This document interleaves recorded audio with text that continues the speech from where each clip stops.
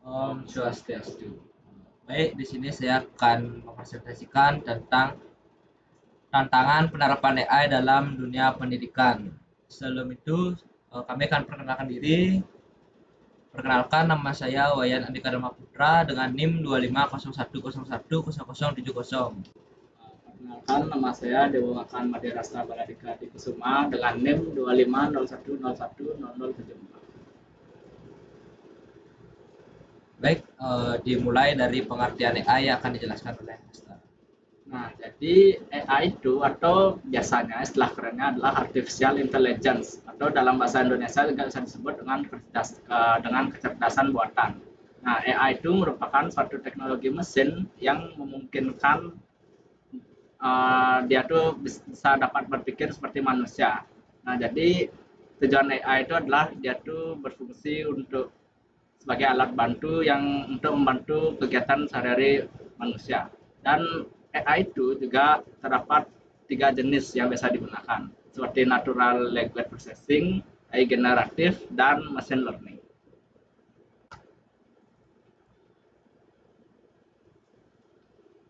Nah, di sini kita sudah masuk ke dalam manfaat AI. Manfaat AI khususnya dalam dunia pendidikan itu telah membawa banyak hal yang sangat banyak berubah lah.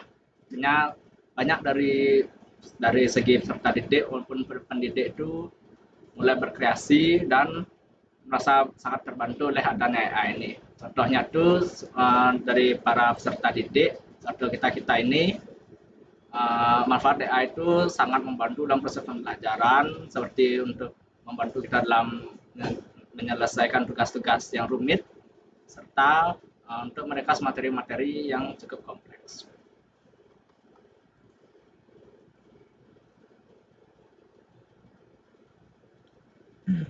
Baik, di sini saya akan menjelaskan tentang penerapan AI dalam dunia pendidikan. Itu ada personalisasi dalam pembelajaran.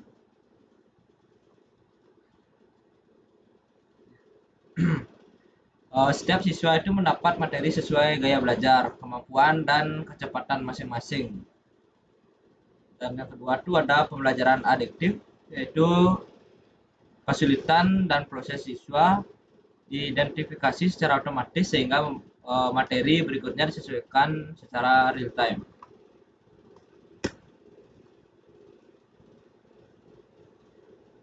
Di sini juga ada penerapan AI dalam dunia pendidikan, yaitu evolusi otomatis, yaitu penilaian tugas atau ujian menjadi lebih cepat dengan flashback instan, sehingga guru-guru bisa fokus untuk membimbing siswa. Kedua itu ada uh, pengajaran adaptif. AI mampu menganalisis kemampuan tiap siswa dan memberikan rekomendasi metode pembelajaran yang sesuai. Adapun lembaga pendidikan, analisis data dan pendidikan. AI dapat menunjukkan tren prestasi, tingkat kesulitan siswa, dan efektivitas kurikulum sehingga keputusan menjadi berbasis data. Dan yang kedua ada untuk menyusun kurikulum. AI menganalisis kebutuhan industri, tren teknologi, dan gaya belajar siswa yang membantu memperbarui kurikulum.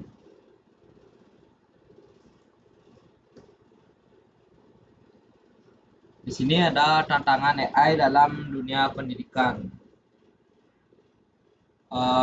Kurangnya pelatihan dan literasi dari teknologi.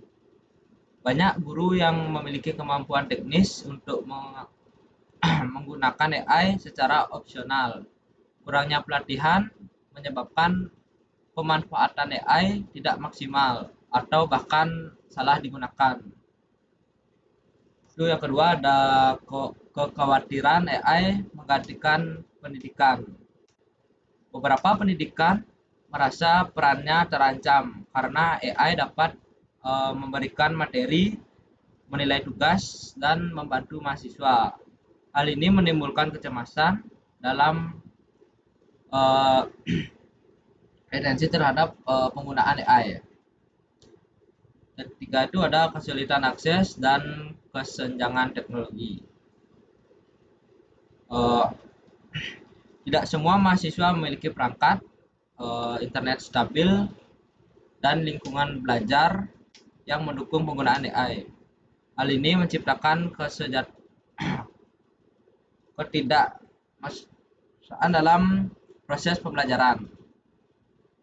Yang keempat itu ada risiko ketergantungan berlebihan. Jadi siswa itu jadi terlalu mengandalkan AI dalam menjawab soal maupun memahami materi. Kemampuan berpikir kritis dan kreativitas dapat menurun. Yang kelima itu ada hilangnya interaksi sosial dan empati. Pembelajaran yang terlalu digital mengurangi interaksi tatap muka. Akibatnya keterampilan sosial, komunikasi, dan kerjasama berpotensi berkurang.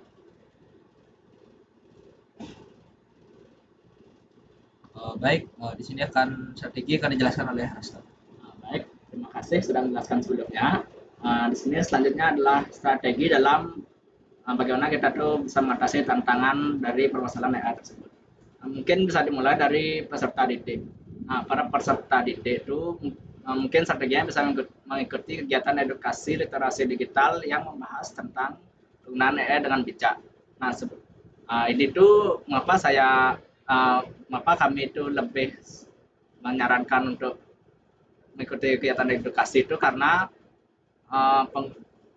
penggunaan AI itu sebenarnya kita tuh harus sudah ditanamkan dalam pikiran kita itu untuk tidak menekan secara berlebihan. Jadi kita tuh juga tahu batasnya dan kita tuh juga jangan sangat terbawa teknologi itu karena itu juga akan bahaya buat kita sendiri maupun untuk generasi-generasi selanjutnya. Karena itu kita itu sebenarnya juga bisa untuk lebih berkembang lagi dengan mengkombinasikan antara kecerdasan buatan serta kecerdasan manusia. Baik, untuk selanjutnya itu ada dari segi pendidik. Para pendidik itu mungkin bisa menerapkan pembelajaran dengan menggabungkan AI dengan pendidik. Jadi, yaitu lebih ke metode pembelajarannya dalam menggabungkan AI dan pendidik. AI mungkin sebagai untuk meringkas materi sesuai dengan pemahaman dari siswa-siswa yang lain maupun mahasiswa yang lain karena masing-masing orang itu mempunyai perspektif dan pandangan yang berbeda dalam pembelajaran. Dan untuk peran pendidik tersebut bisa membimbing para peserta didik agar tidak ketergantungan dalam AI itu dan juga sebagai penasehat atas kesulitan yang mungkin ada dalam pembelajaran maupun di luar pembelajaran.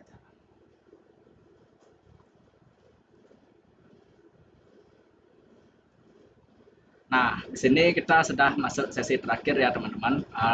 Di sini yang terakhir kita punya kesimpulan. Kesimpulannya itu adalah kita tuh harus bijak-bijak dalam menggunakan teknologi AI. Karena teknologi AI itu seperti yang dikatakan awal tadi adalah merupakan suatu alat bantu untuk membantu manusia, bukan sebagai alat pengganti manusia. Karena dalam dunia pendidikan dengan adanya AI itu bisa membuka pintu gerbang masa depan yang lebih cerah. Jadi jangan sampai menggunakan AI yang berlebihan, apalagi sampai menjadi ketergantungan. Karena itu akan mengurangi kemampuan berpikir kritis kita serta kemampuan berinteraksi sosial.